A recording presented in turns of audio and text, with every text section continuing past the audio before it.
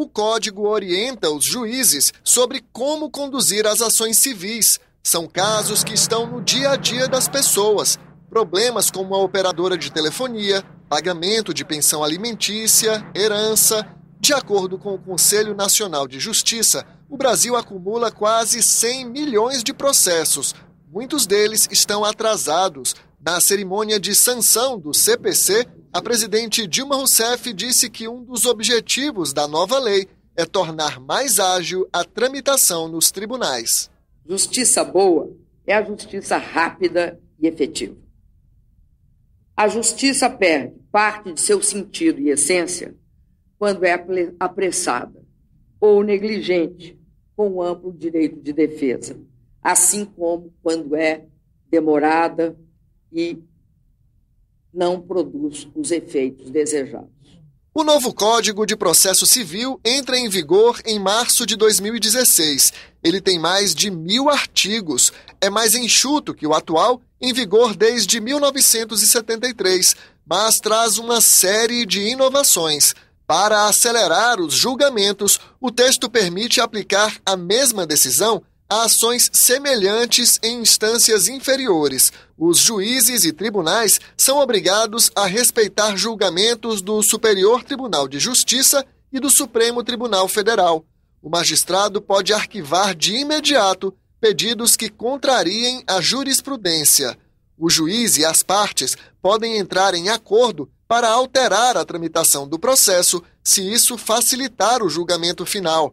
Centros de mediação e conciliação devem incentivar a solução dos conflitos. Para o relator do Código na Câmara, a medida pode reduzir o tempo de duração dos processos.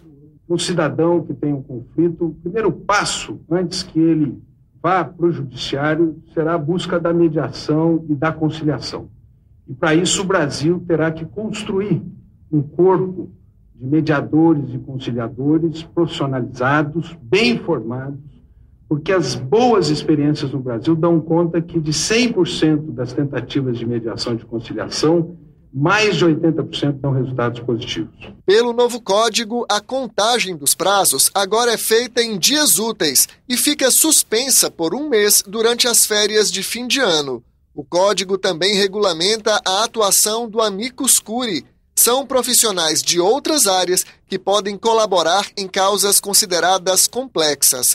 Para evitar a proliferação de recursos, o texto extingue alguns e prevê pagamento em dinheiro para quem tiver recursos rejeitados. Contra manobras jurídicas, o CPC estabelece multa para ações protelatórias. Não é possível que a ampla defesa, por exemplo, possa justificar algo que nós encontramos por amostragem em que um processo em primeiro grau de jurisdição foi desafiado por 25 recursos. Não há justiça no mundo que possa ser prestada no prazo razoável, um juiz de primeiro grau tendo que aguardar 25 recursos para definir a questão final. Divórcio, guarda de filhos, pensão e casos de paternidade vão tramitar mais rápido. Quem deve pensão ainda pode ser preso, mas separado de outros detentos. Quem for condenado a pagar indenização e desobedecer a sentença pode ter o nome negativado em um cadastro de devedores. Os juízes têm que seguir a ordem cronológica para julgar os processos. São mantidas as prioridades para idosos e pessoas com doenças graves. O relator do Código no Senado disse que as mudanças melhoram a relação entre a justiça e o cidadão.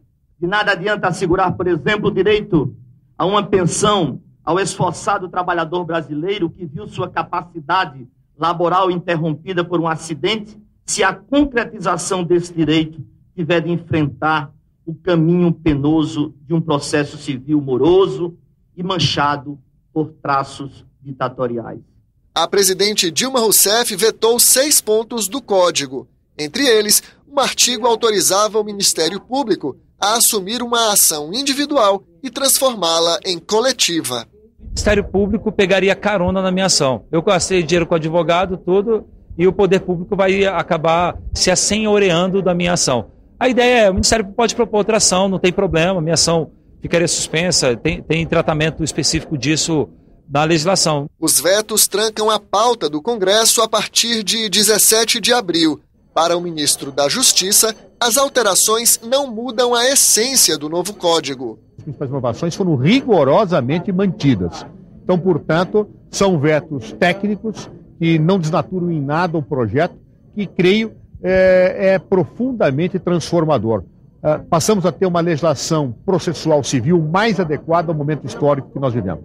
O debate sobre o novo Código de Processo Civil começou no Senado em 2009. O então presidente da Casa, senador José Sarney, criou uma comissão de juristas para elaborar uma proposta. O grupo, coordenado pelo ministro Luiz Fux, fez 100 audiências públicas e recebeu mais de 80 mil e-mails com sugestões da sociedade. 80% das sugestões foram acolhidas. É um código da sociedade brasileira. Nós ouvimos todos os segmentos e contemplamos todas as suas justas e plausíveis reivindicações. Também coube ao Senado começar a divulgação do novo código. Apenas 5 horas após a sanção, a gráfica do Senado Federal já imprimiu em formato de livro, disponibilizando aos interessados da livraria do Senado. Essa agilidade foi possível graças ao processo de digitalização da gráfica do Senado, autorizada pela mesa no biênio passado, e também graças ao empenho, principalmente, dos servidores desta casa. A primeira impressão de 2.000 livros já está esgotada. A gráfica do Senado prepara mais 20 mil exemplares e também uma versão em braille para leitores cegos e um livro digital. A partir do momento que o Congresso Nacional aprova um novo texto de um Código de Processo Civil que tramitou durante vários anos nas duas casas legislativas, ele é transformado em lei. Imediatamente após a sua sanção, o Senado, por meio da sua gráfica, lança já essa publicação em braille, antecipando as editoras que com certeza irão lançar. É uma agenda positiva para o Senado. E a experiência pode servir para outras publicações. Código do Consumidor, que está com uma comissão trabalhando em cima, né? Código de Processo Penal, a gente já trabalha junto com a comissão para que a gente tenha essa oportunidade outras vezes.